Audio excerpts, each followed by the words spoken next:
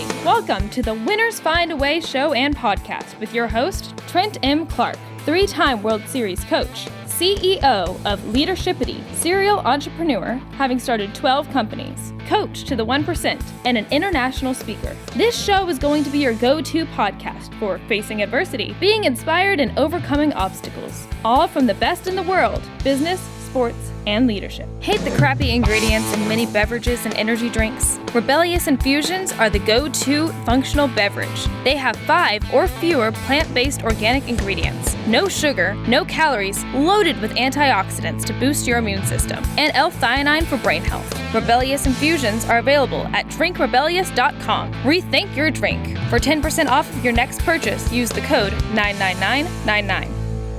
Welcome to the Winners Find a Way show. I am your host, Trent Clark. Excited to have all of you with us today and my special guest, Laura Di Franco. How are you doing, Laura? I'm great. Thanks for having me on today. You bet. Super excited. I am Trent Clark, CEO of Leadershipity, serial entrepreneur, international speaker, longtime coach in professional baseball, coaching in 3 World Series, and excited to be with you today on another episode of Winners Find a Way. And Laura, let's talk a little bit about you. First, where can they find you, Laura? Oh, come on over to bravehealer.com. You can find everything. Bravehealer.com. And they can find you on LinkedIn? Yes, for sure. And on the socials, are you Brave Healer or are you Laura Di Franco?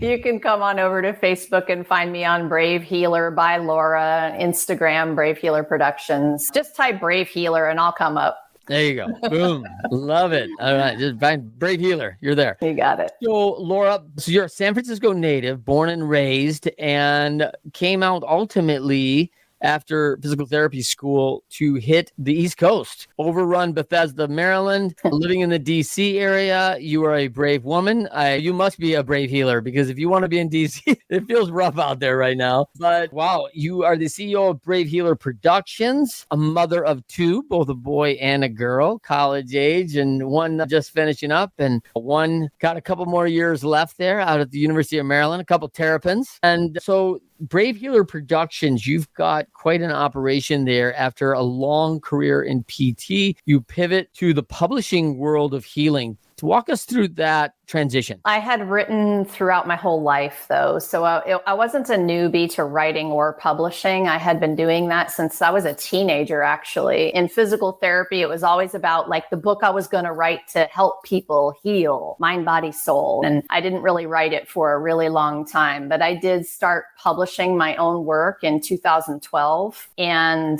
that started when my son and I decided to do a Taekwondo class together and ended up earning our black belts 6 years later alongside each other. And I just kept writing after that. I blogged for my work. I wrote more books and I started teaching people what to do with their publishing. And when I realized I knew a thing or two and started to do that, and we've got a whole nother story, COVID story that happened with our expert collaborations, but I'll save that for another minute or two. Yeah, I was going to say, I mean, most people probably don't look at you as the brave healer, physical therapist and go, yes, 3rd degree black belt. Of course, I'm into some heavy martial arts. And what a cool thing to do with both you and your son. I mean, what a fun event to kind of go through together. It was incredible. I will forever be grateful for the 6 years I trained alongside him and for the experiences we had. I mean, heck, I wrote a whole book about it. It was a big deal. And I journaled all through those 6 years about my experiences as a mom, as a healer, as a business owner, as a martial artist. And at the end of that time, when I told you I always said I would write a book, I kind of looked in my journals and I thought, whoa, here it is. I've already written this book. I just need to pull it out and figure out what I want to tell the world about this journey. But being able to do it with your kid,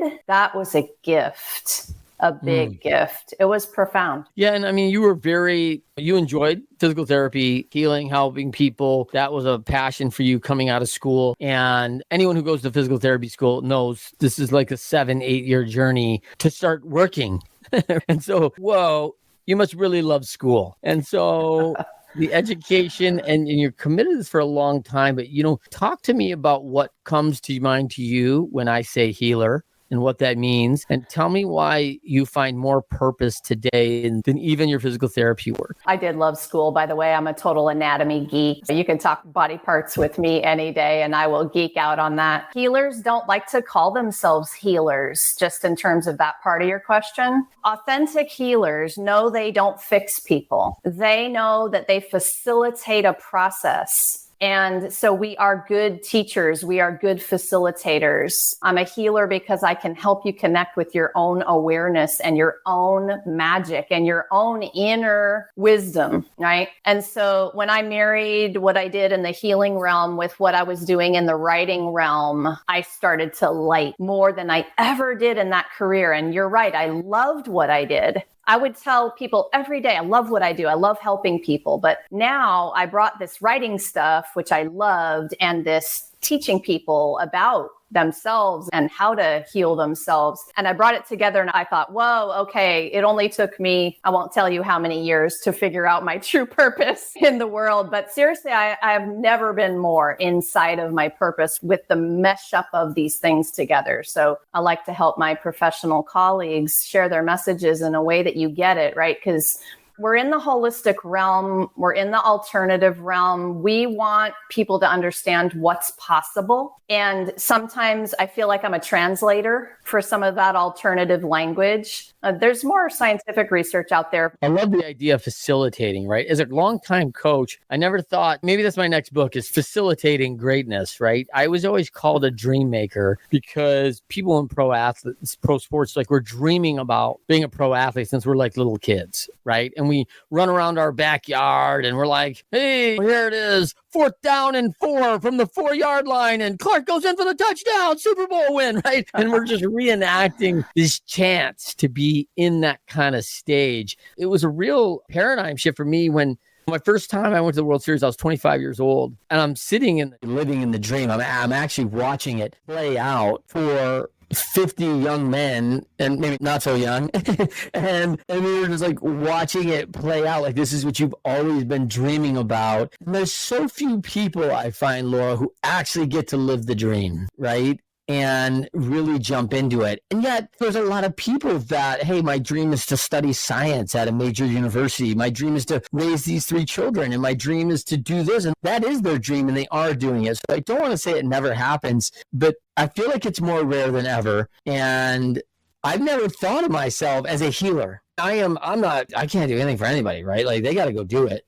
Like, I can't hit the ball for you. You got to go do it. But we're always facilitating process of the best way to do it. And we're still doing that today on the entrepreneurial level, right? With Leadershipity, we're helping leaders and owners be sustainable through a facilitated process. And so walk me through how, did you really translate that over from the therapy world of there is clear process of how we do that, and you know that you can't physically rehabilitate, you can't do the rehab and go, hey, if you do all my exercise, my rotator cuff will get better. I'll feel better. So walk me through how that you really found that shift there. I mean, for me, it was always holistic. It was always, what I didn't like is that they would come and they would say, I've got this low back and I want you to fix my low back. And so I would take a step back and I would start to talk to people about the whole big picture. First of all, your whole entire body, but also your mind. If I was the PT who forgot to ask them, hey, how's your life going right now? If I missed that they had a loss in the family,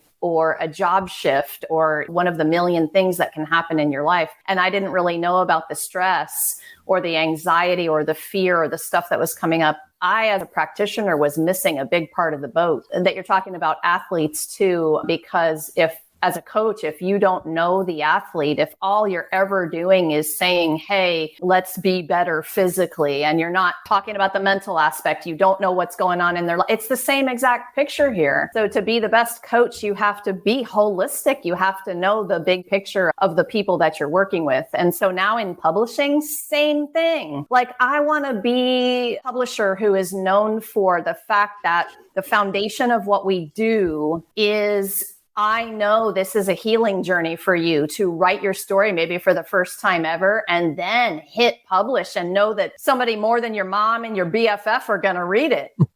Like that's a process. It's an evolution. Yeah. It's a self-development journey. So yeah, I love this topic. I love the idea of the holistic. And when I get a view of that, when you said that about, I've got a bad back, I'm pointing to the kid who is, and hey, my little brother and my sisters get shoes before I do, and I'm wearing 8-year-old shoes or hand-me-downs, and I'm like going, hey, one of the problems with your physical tools, your equipment is not up to spec, and it's affecting your body, right? There's a change. Or the mental side of my parents are going through a divorce and my back hurts, meaning a lot of things, right? Not only the mental stress, but probably not sleeping well. And if you're poverty stricken or you're used to that, especially all of us college kids, you don't have a lot, right? And you're like, oh, my mattress kind of sucks. Or I sleep on a couch somewhere because I really can't afford the rent. So I'm couch surfing most of the time. And you're like going, man, there's a lot of holistically stacked up against this person to get this healing right, because the therapy is going to help, but we're not taking the intangible away, which is bad rest, which is the poor shoes, which is, all these things that are holistically going to continue creating this problem. Yeah. And don't get me started on nutrition in that story too. Yeah. Hold on. Well, okay, so let's dive into that, because we just went through a significant pandemic and you see all these things that happen, and healing's a big deal. And I was sitting looking frustrated, obviously, as a person with a degree in science and health science especially, and going, hey, bars are open, alcohol distributors are open, but hey, let's keep those offices for therapy closed. Let's keep the gyms closed. Wait, what? Because I want to keep myself physically very fit on this, not go home and create bad habits. And we talk about these pains, and we always talk about the two pains in life, the pain of discipline and the pain of regret. And the pain of discipline is typically acute. It is painful, right? I have to do things I don't really want to do, but they're good for me. They're good for the people around me. I have to put my head down and get them done and meet my schedule, meet my deadlines. But that's acute, right? Just like a hard workout. I'm sore, but you and I go climb a mountain, and we haven't done that for a couple of months. That's a tough hike. And the next day, our calves are sore. We're sore on our glutes. Backs are a little tight. And you're like,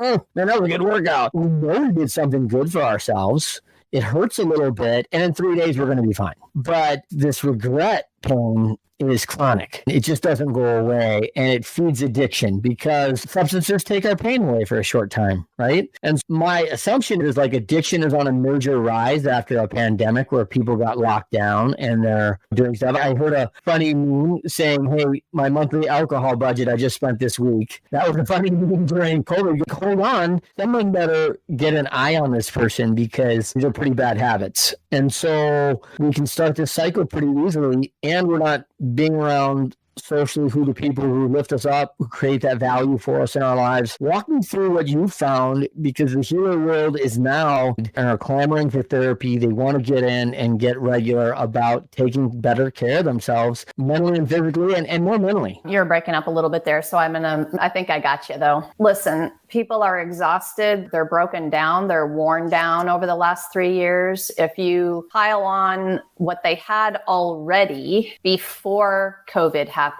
and the pile on is creating hopefully a moment of awareness for you if you have been struggling that you're at capacity. This is another reason why I made that movement to somebody the other day. I realized in a moment that I was at capacity, like mentally, if one more thing was going to be added onto my plate, I was going to break. I felt it physically. And so I've been trained to come back down into my body. Okay. We were talking about this earlier. I've been trained that to come back in is the only opportunity that I have to heal. And that from that grounded and connected and centered place where I remember to take the breath and clear my mind, I can choose with awareness, and I'll say body awareness. I've got the choice. But if I've already been tilting the bottle back, or if I've already taken the pill, or if I just got to capacity, didn't practice any awareness and just trying to numb it up, that's where we're going to get into trouble really fast. And a lot of people have been getting into some big trouble with the pile on. I call it the pile on. If that's what it feels like to me, because enough things pile on you, pretty much you can't breathe after a while. So I want to bring people back into their body and back into their breath. And I think the other biggest important thing is reaching out for help. This takes a warrior. Brave healers, I put those two words together on purpose. Even just to reach out for help takes a warrior some days. And I'll pause it there to see what direction you want to go with that. But let's get back in. Let's take those deep breaths and let's figure out where we need to go from there before we start to try to numb. There's such a famous, I don't know if it's famous, but it's a really excellent quote. Brene Brown did this one. If you numb the pain, you also numb your joy. Every time I think about wanting to have the glass of wine because I'm having a crappy day, I just pause myself and maybe I'll go for a walk, or maybe I'll put on the music, or maybe I'll call my friend, or maybe I will journal. That's a big one for me. I love that. I mean, I think that's pretty locked in. She's pretty good, right? Love that. And so a couple of things that you brought up that I really love. One is the courage to ask for help. I think that's really important. If you're going to be brave, you're going to be a warrior, that takes some courage. And I think that's a big deal for people out there. Two is I find that modern medicine wants to press on a pill for everything and a fix instead of that healing, instead of that internal body. You and I both know, as people of science and going through university, that the body is an amazing contraption, right? I mean, it's fearfully and wonderfully made, right? It's this impossible thing that heals from the inside all the time. And I want you to speak to, you have a big shift that you talk about in your work from mindful to bodyful. And I'd never heard that term before. And bodyful, I mean, that's just, whoa, everyone, oh, I'm going to be mindful. Okay. Bodyful. Walk us through that a little bit, how that shift happened.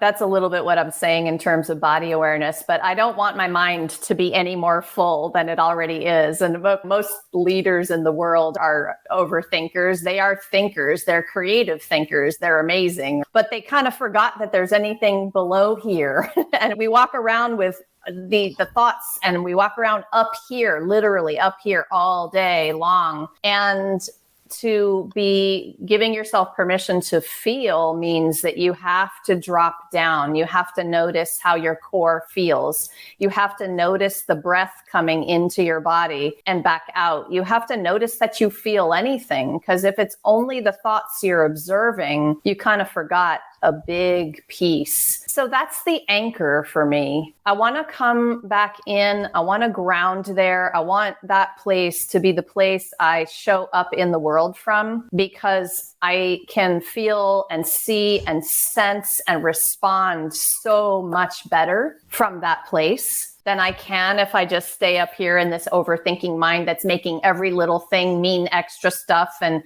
I'm adding baggage to my mental baggage up there, right? And I'm really sort of spinning that out of reality when really what's happening right here, right now, you know? Probably 99% of the things I'm making up in here are not really a problem right this second. I'm having a pretty good time talking to you, and I'm in this nice warm house. And so you got to come back in, and you got to come back into the present moment in your body, in your seat. And remember, you have feet. Come on down, literally. I think that's really powerful. I mean, for me, conditioning guy a long time, the body was so important. And we were, well, I think a lot of years, we were very focused on physical health. Get your physical health right. I mean, we say that we're focused, we're still leading obesity, right? of all counts. So we're not actually doing it necessarily, but we are learning what we need to do. And then I need to get mindful. I need to be thoughtful to that. And then there's this moral conditioning that I think is probably dropped on a lower scale that we've kind of lost. And, you know, when you think about the bodyful, and you described the mind and so much up top of our thinker,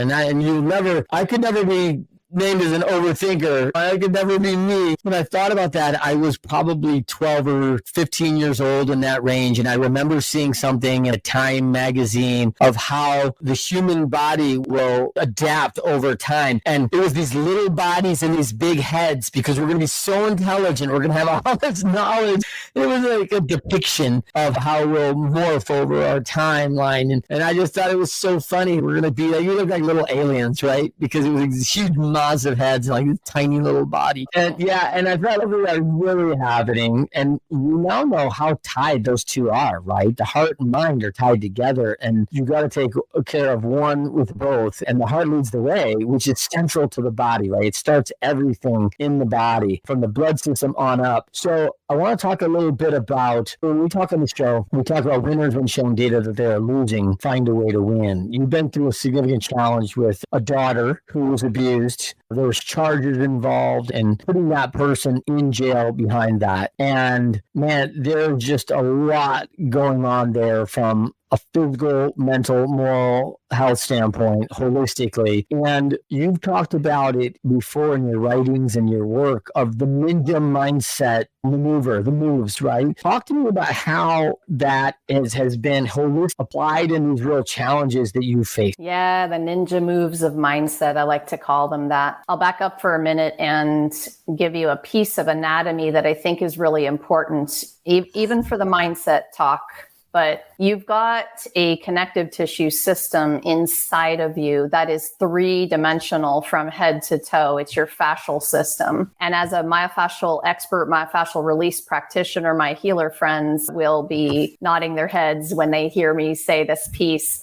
Trauma is stuck in a mind, body, mental, physical fashion in us. Where is that? And people love to talk about location. You said mind, heart. I'm going to say fascia. I'm going to say whole body. I'm going to say, let's get 3-dimensional and holistic when we talk about even just the vessel we're walking around in. Yeah. And the trauma that we've experienced as a family went in all directions. The mental, I was at capacity mentally and really hitting a border I had never been at before with the level of anxiety I was feeling about protecting my daughter, helping her through the justice system, helping her with her own trauma, emotions, everything you could imagine. That was completely overwhelming. So I had to get some help for me so I could help her and all the things that were involved in that. But coming back to those ninja moves, I had to remember to breathe. When you are in trauma in any fashion or post-trauma, you'll tend to go into that fight, flight, or freeze. And that freeze, that bracing, that clench, literal, that you'll walk around with sometimes for years without realizing your body is actually bracing against something that's no longer a threat. That is a real physical issue. Eventually, you want to catch it at its whisper stage so it's not screaming at you down the road. But then there's the mental piece of it. So the ninja moves had to do with, whoa, checking in. I'm going to check in today. How's it going in there? I talk to myself a little bit. Am I clenching today? Why? There's no reason. So breathe. So breath work as a modality for anyone who has not incorporated that into their routine of self-care or healing modalities, I highly suggest you give it a try. But the journaling, I had to go to another level too. I had to give my trauma a witness. And if I wasn't willing to talk to somebody about it that week, I had to get it out onto my paper so at least I could be the witness to myself. And I talk about journaling as an awareness tool for everybody because sometimes people say to me, I don't want to talk about that thing. It's too hard. I don't want to tell anyone. There's some confidential information, whatever it is, right? So get it out on paper. It's not about it being on paper. You can burn it later. It's about the actual process. That journaling becomes a healing process because it's an awareness process. And that is one I used at whole other levels over the last couple of years as well. So that, I mean, I just named a couple, but there's a lot more. Yeah. I have a power of prayer, right? Like having a conversation with just me and the Lord alone. That doesn't need to be for everybody, right? But I need to get this out and talk through this thing, right? By the way, great listener. We're having that conversation and that has a lot of value for me. If I don't have that, it can get pent up disaster. I'm wondering, I am a big mile guy and because I get like golf ball knots in my back. I mean, sizable. And not normal. And so I'm like, man, it's sometimes actually debilitating. Like it's affecting my day and my ability to get some things done sometimes. So it's alarming. But these are some great tools right now. You also talked about like a check-in with yourself, but also having someone to talk to. If someone's out there challenged today, and who should that be, that person? Should it be a mentor? Should it be a sister or brother? Should it be a counselor? Does it have to be, I've got to pay to go talk to someone? What does that look like for somebody? I'm glad you asked that question. And I'm going to say first, there's no shoulds. So don't put any rules on this. Basically, talk to the person that you trust to hold that safe space for you and be the best listener they can be. Sometimes we have to pay somebody who is dialoguing trauma, and that's really important for those of you who need that. But sometimes we need to unload a little bit to a really great listener and just talk through some of the feelings. And that's okay too if it's a mentor or a coach or a trusted sibling or parent or whoever that is for you, right? I think that we get to certain blocks in those dialogues though. And when we get stuck and the person, as much as they're trying to help, stops being able to help fully because there's a piece they either don't understand or they're trying to fix it for you too much, or they want to be helpful, but for you, it's not about that. Then you have to stop and go, okay, are these conversations helping me at this point? Maybe not. And then possibly, yes, you might have to reach out to a skilled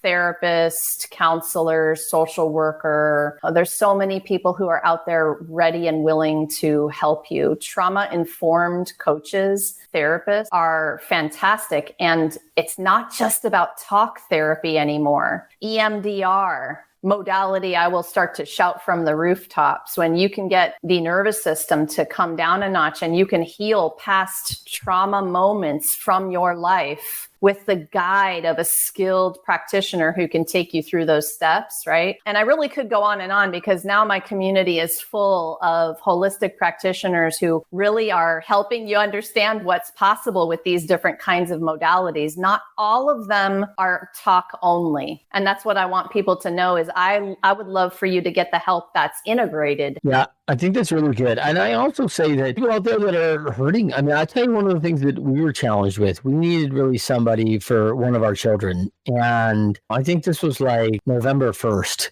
I called a very highly qualified, decorated and recommended facility. And they were like, yeah, April or May. Now, and it's November. I can't wait through spring. That's not going to fly for this dude, man. He's a young dude and things go fast. And that was a real challenge in the mental health world, in the healing world. For people out there, I mean, some of the aspects of taking responsibility to find some of these things on our own and read and educate ourselves. I think what a great world you're living in the Brave Healer Productions that are bringing us some of this in publication and what we can do on our own, because it's not as easy as pick it up anymore and find something. I appreciate you saying there's a lot of people out there. It's sometimes really hard to find the person you're looking for.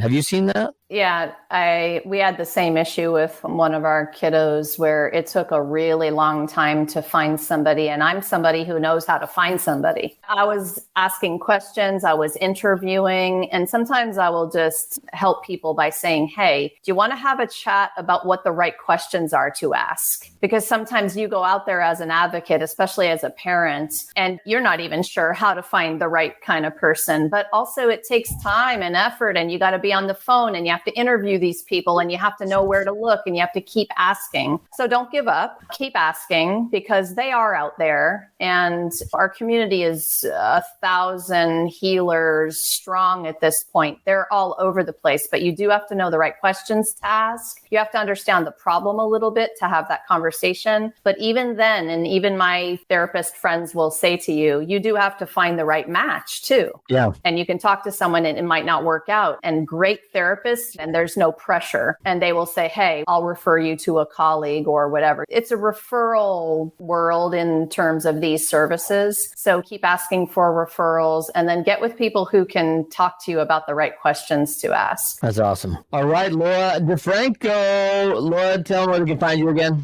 All right, come on over to bravehealer.com. Super happy to talk to anyone who's ready to get their message in the world in a bigger way. Thank you, Trent. I love that invite. Come on over. Just come on over. Like, good way. So, all right, for everybody else, thank you for joining us on the Winner's Find a Way show. Again, we're on every Friday, 12:30 Eastern, 9:30 a.m. Pacific on LinkedIn Live, Facebook Live, and the Leadershipity YouTube channel. So check us out there and all your major podcasting networks. You can find us, download us, share us, like us, bring us a little comment. We love it. Everyone is positive. I'm just kidding. And then we will see you next time on the Winner's Find a Way show. Rebellious Infusions are organic flavored water enhancers. Rebellious provides clean, focused energy in liquid packets. Just tear the corner of the packet and pour 16 ounces of water. Rebellious Infusions have no sugar, no calories, and up to 300 milligrams of antioxidants and loads of L-theanine for brain health. Rethink your drink at drinkrebellious.com. For 10% off of your next purchase, use the code